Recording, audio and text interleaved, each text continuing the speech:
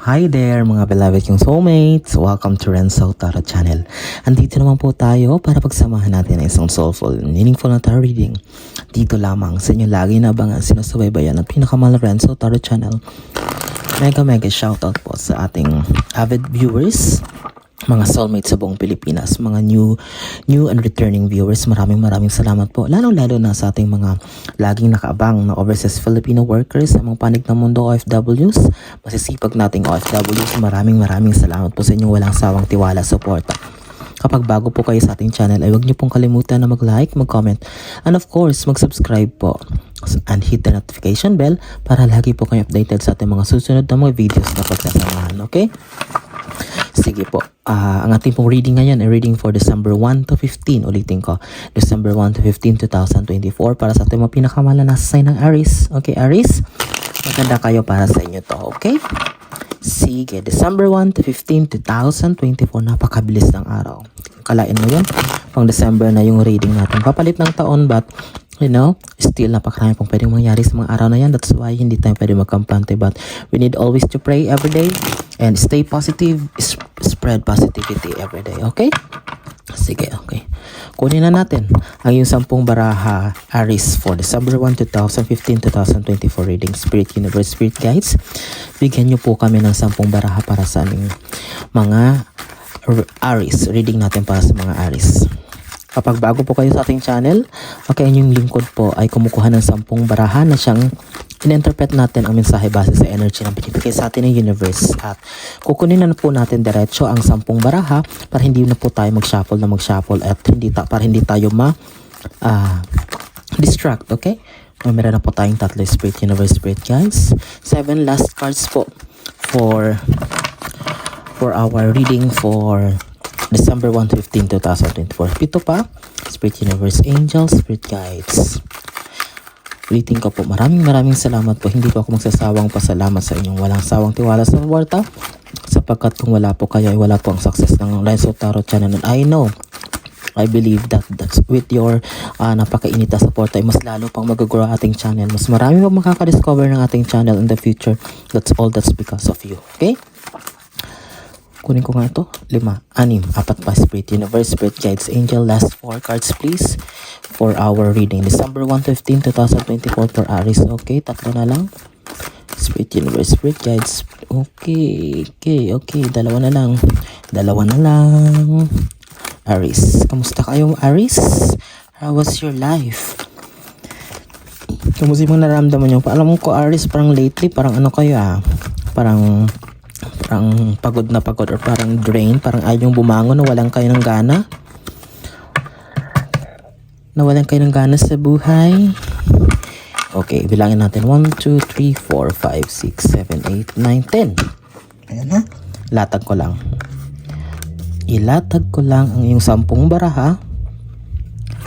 3, 4, 5, 6, 7, 8, 9, 10. Okay, let's begin. Huwag nating patagalin pa. Aries reading December 1 to 15, 2024. Opening card. You're having trouble or parang may problema ka in terms of pera, money. Parang medyo nahihirapan ka i-budget, parang kung paano i-manage ang iyong finances daw. Aries, parang most sa inyo ay parang, yes, kumikita naman.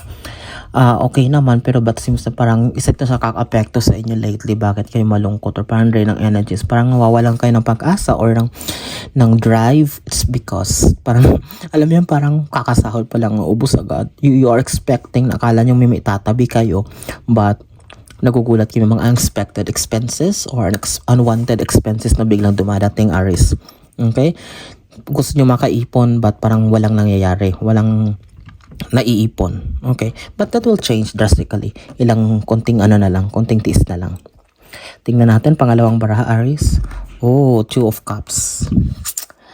I can see here na parang kailangan may inaanday kang, it's like a big news or parang isang resulta na parang it would change your life. It's either it will make or break. Yung parang babaguhin ito ang buhay mo in the sense na parang yung resulta nito ay maaring makaapekto sa iyo in the long run, or parang it's either makapekto sa'yo temporarily kasi parang sa job na parang you are waiting for siguro parang kung mape-permanent siya ba, or parang magtatagal ka sa lugar na yan. Okay, this is the energy that I can feel here, or parang there's something na parang may naantay talaga kayo na result. Okay, Aries, parang the energy that I can feel here is that yun, result, or it's like a news that will greatly affect your life. Okay, hindi lang siya basta news but or result, kundi malaki magiging epekto nito sa buhay mo. Knight of Swords, you need to fight. You need to fight your mga internal battles daw, Aries. Bakit parang ang dami mga nag-aaway-away dyan sa loob ng iyong isipan at puso. Gusto mo ng peace, stability sa iyong mental health, sa iyong emotional state kasi parang hindi siya okay lately. That's why ikaw mismo ang makakapagpatahan, ikaw mismo makakapagpakalma niyang mga iniisip mo through having a positive mindset. Okay, yes, although hindi madaling sabihin na parang ganun, but kasi ikaw nakakaranas, but at least the best way na gawin mo is have rest. Please, i-rest mo lang yan, i-rest mo lang. At the same time, magkaroon ka ng parang avoidance or parang pag-iwas muna sa mga bagay-bagay na maaaring nakaka-apekto niyan. Maaaring i-limit na lang muna yung social media kasi the more ka nakakakita ng mga bagay-bagay sa social media, the more ka na nape-pressure, Aries. But related din to sa mga sa workplace, sa family members na parang siguro nakakaalitan or parang nagkakaroon ng miscommunication or hindi maayos, parang misinterpretation sa mga sinasabi. That's why parang nagkakaroon ng arguments. Okay, please deal with it or i-settle yan, Aries, na maayos. Pang-apat is the Queen of Wands, maturity. Okay, kailangan mo daw talaga ng maturity, but this December 1, 2024, you will feel it, Aries, na parang yun, nag-mature na kayo. Kung dito parang medyo indecisive pa kayo sa mga past life nyo, since pag-exit ni Pluto sa inyong Aries, sa mga cardinal signs, November 19, 2024, you will feel the transformation, a new life, and new you. So kasama doon yung maturity sa lahat ng aspect sa buhay mo, mentally, emotionally. So expect na magiging mature ka in the sense na lahat ng mga decisions mo na ay i-consider mo na both sides. Magiging matalino ka na, hindi ka na basta-basta maluloko, hindi ka na mamanipulate, hindi ka na makakontrol ng sino man. You will be deciding on your own, and that's a good thing. Okay, Aries. Kaperahan. Okay, Queen of Pentacles. Okay, nagsimula tayo sa pera, ng problema ka, but sinabi ko sa iyo, just diba, sabi ko a little more patience kasi everything will be okay, lalo na in terms of money. There's a money that is coming on your way. Just be patient, just have the virtue or have the attitude ng pag-iipon or pagkokontrol. Yes, sinabi ko nga, actually ito kasi nag-iipon ka naman. Itong mga nangyari lang kasi because there are some mga unexpected expenses lang na parang dumating, but all in all, makakaipon ka. Okay, just continue your mindset of saving. Parang that's a good thing, pagpatuloy mo na yun kasi malayo to sa dati na parang puro ka lang palabas, parang wala lang, one day millionaire. But now, kasama dito sa transformation, yung pagiging matured mo in terms of your finances. Okay, lalong-lalo na Aries, matututo na kayo, magsisimula na kayo mag-ipon for the future. Pang-anim mong baraha sa second row natin, first card is your Ten of Cups. Okay, you are the kind of person daw, Aries, na talagang walang dapat patunayan kasi napakarami nang na-achieve so far. Matalino kayo, you can is that anything na i-throw sa inyo or iba to sa inyo ay nakakayanan nyo.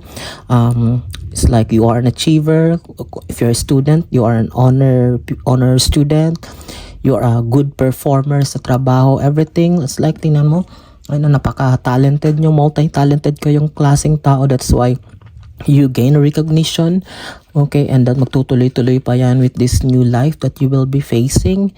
Okay, Aries, that's why you prepare yourself. Okay, baka ma-overwhelm ka. Okay, pag exit ni Pluto November 19, comes December, January, magiging bago ang lahat para sa'yo. Okay, that's why you need balance. Okay, kailangan mo lang balansin ang lahat. Well, that's a good thing kasi minsan yung iba kasi parang yumayabang na. Okay, lumalaki na yung ulo kapag masyadong ganyan. Pero kayo, Aries, just stay humble, keep your feet on the ground. Okay. Pampito is the Six of Wands, leadership. managerial position. Okay, I can see here, ayun, nakatapat sa 2 of Cups. Maaring December 1 to 15, 2024, nag-aantay ka, di ba sabi ko ng result? Maaring it will go in your favor. At the same time, this will be, sabi ko, transformational, di ba sabi ko, maapektuhan talaga nito ang buhay mo. In that sense, I can see her leadership skills. Aries, since aggressive kayo, very courageous kayo, talagang kayo yung tipo ng tao na talagang pag may ina-achieve ay hindi titigil na makuha ito. Come what may, come high or low waters, sinasabi, talagang andyan yung drive nyo, yung passion nyo to succeed in that endeavor na ginagawa nyo. And with that, it will be resulting to a very good impression sa yung mga boss or sa yung mga in person in authority na makikita yung effort nyo, yung galing nyo. That's why I can see here an elevation. It's like a managerial position or something na magli-lead ka ng grupo. Okay? Aries, claim that.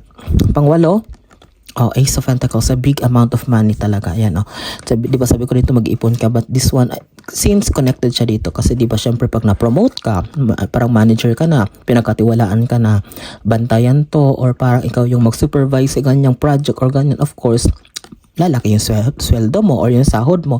At the same time, maraming benefits na parating sa'yo. Ito yun, Ace of Pentacles. You just need to do your best, okay? But still, stay humble. Pakita mo lang ang galing mo, pati walang halong yabang, walang halong kung ano-ano pa. Nakikita naman lang lahat yan. Si universe ang tutulong sa'yo, but this Ace of Pentacles is just showing na merong balating na malaking big amount of money for you. Okay, death talagang pinapatunayan ito. This is not literally na death, okay? Death is a very beautiful card. Kasi it means closure, healing sa mga past traumas, mga nakaraang mga wounds na mga dating mga problema na dati parang na-stuck ka na, you thought na akala mo ay hanggang dyan ka na lang magdedwell or ma-stuck ka sa sitwasyon na yan. Death means the universe will be ending something for you. May tatapusin, may tatanggalin for the better. May ibibigay siya na mas malaki, and that's why congratulate yourself and congratulations, Aries. 10th and last card, be careful. Be careful kasi makatapat din siya sa pera. Parang meron darating ang point na parang yung not literally na pagkakaisahan ka, but pagkakaisahan yung parang daming mga parating na it's like manghihingi si asawa, manghihingi si anak, manghihingi sa ganito ng pera kasi akala nila mayaman ka, akala nila dami-dami mo ng pera, sabay-sabay manghihingi, ang dami pa mga dapat ganon. That's why you need to be careful, lalong-lalo na sa pera, okay? But I can see here also, kailangan lang daw is a clear communication, kailangan lang na maayos na pag-uusap para hindi maging maayos ang lahat, everything will be okay. But all in all, you will have a very beautiful future, Aries. Konting tiis na lang. And with that, maraming salamat sa inyong pagsama sa ating reading ngayon. And oo nga pala, sa mga nagtatanong po ng personal reading sa dulo po ng video, i-touch ko pa ang aking Facebook channel at doon po kayo mag-message. Doon po natin pag-usapan ang lahat, kung paano, mga detalyo kung paano po kayo makakabook ng ating personal reading. Yun, maraming salamat. And ulitin ko, pag di pa po kayo nakasubscribe, please subscribe. Yun ang panghingin ko pong tulong sa inyo. Mag-comment po kayo kapag nakaresonate kayo. Hit the notification bell para updated po kayo sa ating mga susunod na reading.